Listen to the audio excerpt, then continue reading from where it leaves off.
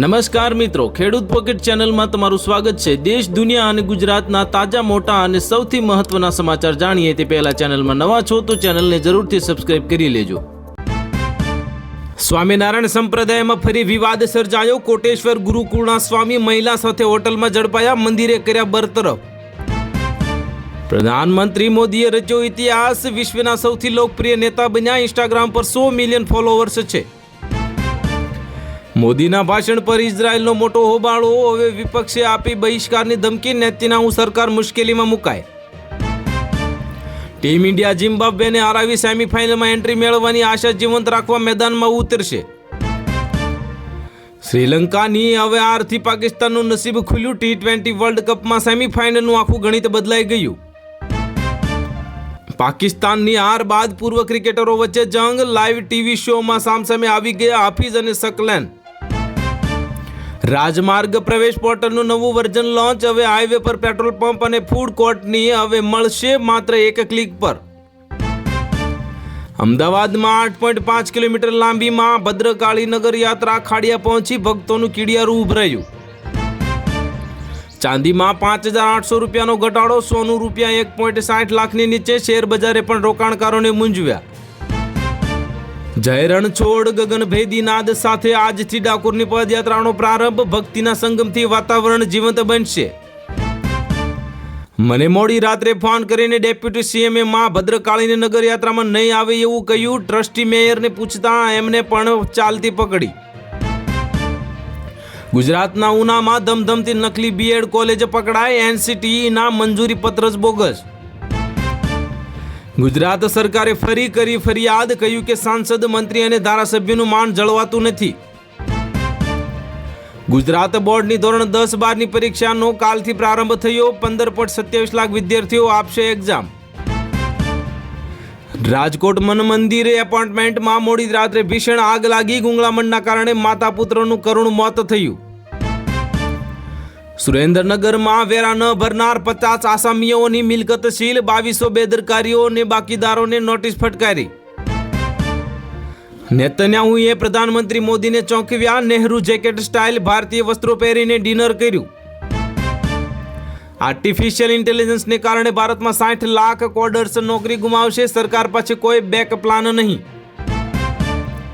મોદી ઇઝરાયલની સંસદને સંબોધન કરનારા ભારતના પહેલા પ્રધાનમંત્રી, હમાસે કરેલી નિર્દોષ લોકોની હત્યા સાંખી નહીં લેવાય, વડાપ્રધાન નરેન્દ્ર મોદીનું નિવેદન આવ્યું સામે। BSNLના ડાયરેક્ટરની પ્રયાગરાજની શાહી મુલાકાત, 50 અધિકારીને ડ્યુટી। ન્યાયતંત્રમાં ભ્રષ્ટાચાર, પાઠ્યપુસ્તકોમાં ઉલ્લેખથી સુપ્રીમના જજો નારાજ, NCERT વેબસાઇટ પરથી પુસ્તક હટાવ્યું। બિહારના બક્સરમાં એક તરફી પ્રેમને કરુણ અંજામ, લગ્ન મંડપમાં ઘૂસીને પ્રેમીએ દુલ્હનના પેટમાં મારી દીધી ગોળી। BSNLના ડિરેક્ટર વિવેક બંજલને રોયલ પ્રોટોકોલ ભારે પડ્યો, શાહી સ્નાન રદ, અધિકારીઓની બદલી કરવામાં આવી। મની લોન્ડરિંગમાં કેસમાં અનિલ અંબાણીને મોટો ઝટકો, ઈડીએ મુંબઈ સ્થિત આલિશાન ઘર જપ્ત કર્યું। સુપ્રીમ કોર્ટની નારાજગી બાદ NCERTનો મહત્વનો નિર્ણય, પાઠ્યપુસ્તકમાંથી ન્યાયતંત્રમાં ભ્રષ્ટાચાર પ્રકરણ હટાવવામાં આવ્યું। એક કરોડ લોકોને આપી મોટી ભેટ, 40 વર્ષથી વધુ ઉંમરના લોકો માટે ફ્રી હેલ્થ ચેકઅપ। આમ આદમી પાર્ટીના પરિવર્તન લાવો, ખેડૂત બચાવો યાત્રા, મહેશભાઈ કોટડિયા અનશન અને ખેડૂત સભા। ગોપાલ ઇટાલિયા ગુજરાત બજેટમાં ખેડૂતો જનતાને નુકસાન, પોલીસ ભાડે પાણી વેચાણ મુદ્દા પર ઉઠાવ્યા સવાલો। વોકલ ફોર લોકલના મંત્રને જીવનમાં ઉતારી નર્મદા જિલ્લાના ખેડૂતો માટે માર્ગદર્શક બન્યા રિકેશ બારિયા। મહારાષ્ટ્રના વિદર્ભ વિસ્તારમાં અચાનક વરસાદના કારણે 6,900 થી વધુ ખેડૂતોને નુકસાન થયું, અંદાજે 8,600 એકરથી વધુ જમીનમાં પાક બગડ્યો। પંજાબ અને હરિયાણામાં ફેબ્રુઆરી મહિનામાં તાપમાન સામાન્ય કરતાં 3 થી 4 સેલ્સિયસ વધારે નોંધાયું, આથી ઘઉંના પાકની ઉપજ ઘટવાની શક્યતા।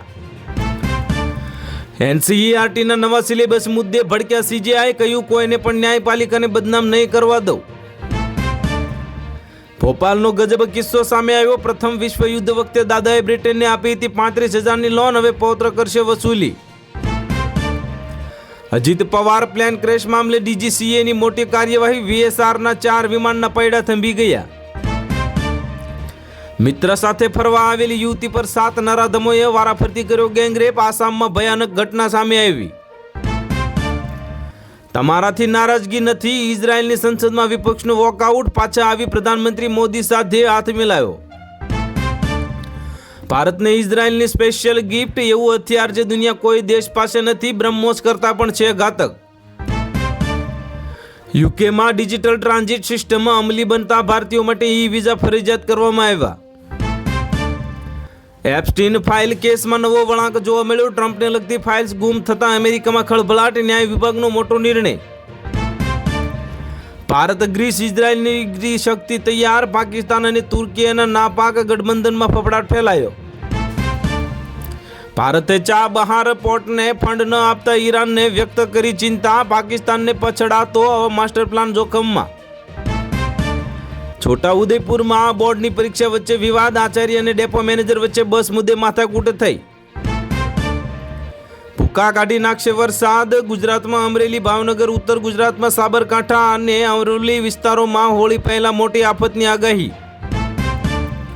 હિન્દ મહાસાગરમાં ઉદ્ભવેલું ઉષ્ણકટિબંધીય ચક્રવાત હોરાસિયો સુપર ટાઇફૂન બન્યું. જૂનું પેન્શન પુનઃસ્થાપિત. 7% વાર્ષિક વધારો અને 54,000 રૂપિયા લઘુત્તમ વેતન. 8મા પગાર પંચ પર ડ્રાફ્ટિંગ સમિતિની બેઠક શરૂ. એપ્રિલથી દેશભરમાં માત્ર E20 પેટ્રોલ જ વેચાશે. શું તમારા વાહનની માઇલેજ ઘટી જશે? જાણકારને શું મોટો નિર્ણય? તમારું શું કહેવું છે? કોમેન્ટ બોક્સમાં જરૂરથી જણાવજો. દુનિયા જોતી રહી ગઈ. ઇઝરાયલનું આ ખાસ હથિયાર હવે માત્ર ભારત પાસે જ રહેશે. હવામાન. ગુજરાતની મોટી આગાહી. કાળઝાળ ગરમી પહેલા કેટલાક વિસ્તારોમાં કમોસમી વરસાદની આગાહી. ખેડૂતોમાં ચિંતા વ્યાપી. ફરી વરસાદ આવશે કે કેમ? હવે આગામી 24 કલાક ગુજરાત માટે ભારે. આ સૌરાષ્ટ્રના ગીર સોમનાથ, જુનાગઢ, અમરેલી અને ભાવનગર સહિત ગુજરાતના રાજકોટ જિલ્લામાં ત્રાટકશે માવઠું. CAMPએ પેપ્સી અને કોકને ધોબી પાછળ આપી. હવે મુકેશ અંબાણીએ 22 કરોડ રૂપિયામાં કંપની ખરીદીને સમીકરણ બદલ્યું. મને એવું લાગે છે કે હું 9 વર્ષ પાછળ ગયો છું. અમેરિકાથી પરત ફરેલા એની પોસ્ટ વાયરલ થઈ. નેતન્યાહુએ પ્રોટોકોલ તોડીને પ્રધાનમંત્રી મોદીનું કર્યું સ્વાગત. એરપોર્ટ પર આપ્યું ગાર્ડ ઓફ ઓનર. ગુજરાત ચૂંટણી માટે અપડેટ સામે આવી. હવે જિલ્લા, તાલુકા પંચાયત અને નગરપાલિકાની ચૂંટણીની તારીખ પર મોટા સમાચાર સામે આવ્યા. ઈડીની મોટી કાર્યવાહી. મુંબઈમાં અનિલ અંબાણીનું 3,716 કરોડ રૂપિયાનું ઘર જપ્ત કરવામાં આવ્યું. સરકારી કર્મચારીઓને લોટરી લાગી. મોંઘવારી ભથ્થામાં 3%નો વધારો. મહારાષ્ટ્ર રાજ્યમાં લેવાયો મોટો નિર્ણય. સુપ્રીમ કોર્ટમાં જ્યારે વકીલે અદાણી અંબાણીના નામનો ઉલ્લેખ કર્યો ત્યારે CJIએ ચેતવણી આપતા કહ્યું કે તમે હોશમાં વાત કરો. 6 વર્ષમાં ₹92 લાખ પગાર. સુરત બિલ્ડર તુષાર ગેલાણી કેસમાં આરોપી મહિલા મિત્રના પરિવારની પણ શંકાસ્પદ ભૂમિકા. ભારતીય કમાન્ડરોએ અમારા માટે જીવ આપ્યો, અમે તેને ક્યારેય નહીં ભૂલીએ. ઇઝરાયલના વડાપ્રધાને ભારતના શૂરવીરોને યાદ કર્યા. ગુજરાતમાં કુદરતનો ત્રિવેણી સંગમ. સવારે ઠંડી, બપોરે ગરમી અને સાંજે વરસાદી માહોલ જોવા મળ્યો. તો હાલ માટે એટલું જ. મળીશું નવી અપડેટ સાથે. જો વિડીયો પસંદ આવતો હોય તો વિડીયોને કરી દેજો લાઇક અને ચેનલમાં નવા હોય તો ચેનલને કરી દેજો સબસ્ક્રાઇબ.